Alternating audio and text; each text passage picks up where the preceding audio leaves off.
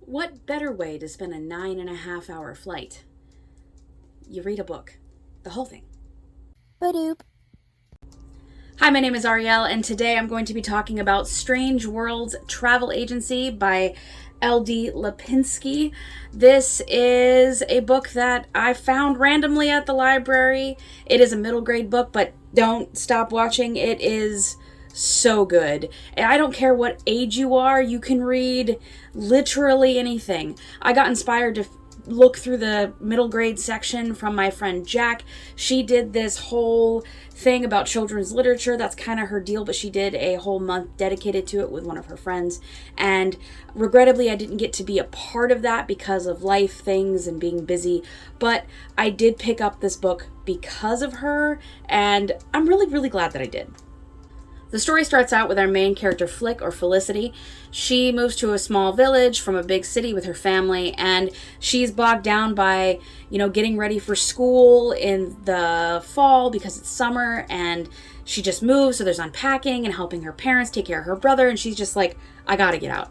So she leaves home and walks into town and finds this dirty, old-looking building with beautiful letters on it that are still vibrant even though everything is dirty, that says Strangeworld Travel Agency. So, like any curious person who's ever lived, she goes in.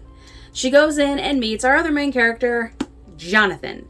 They get to chatting and realize that, oh crap, she can see magic, and that's not something that happens Jonathan.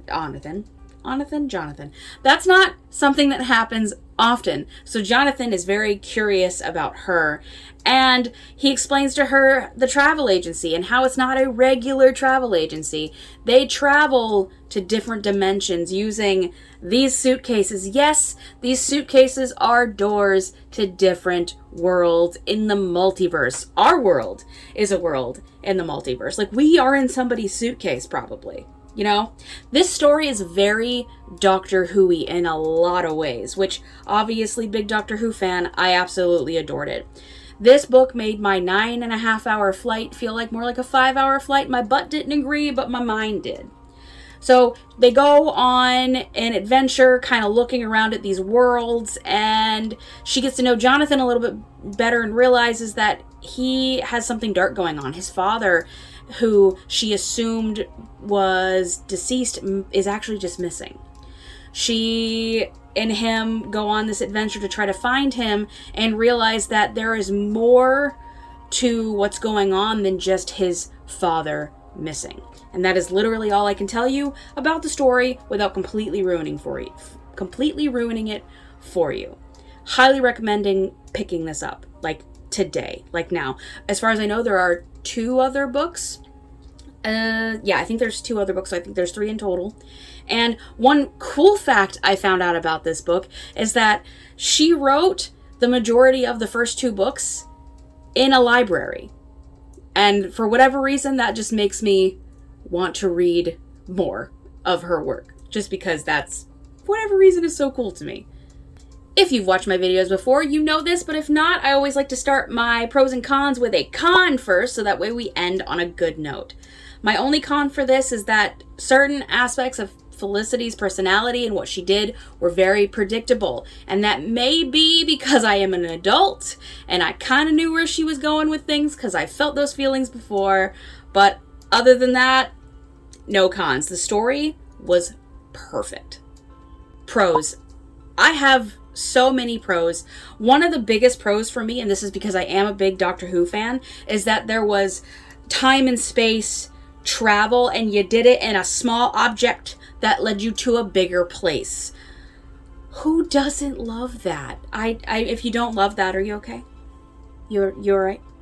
Another pro is there was this scene with this beautiful market on this different planet that they had gone to, that he was showing her, which they were also searching for his father, but they were there and they needed currency, but currency wasn't coins or cash. It was valuable objects, things that you valued, that you owned.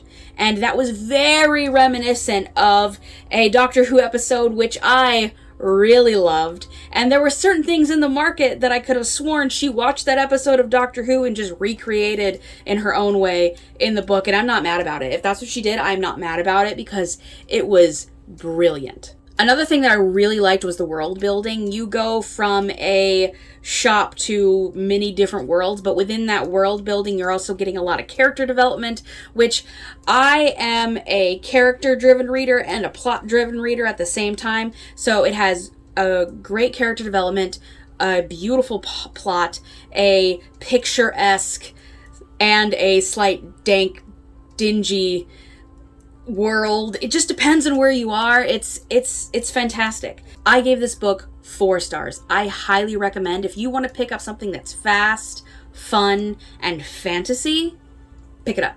Pick it up now. Go get it from your local library like I did. Support your local libraries. Guys, support them.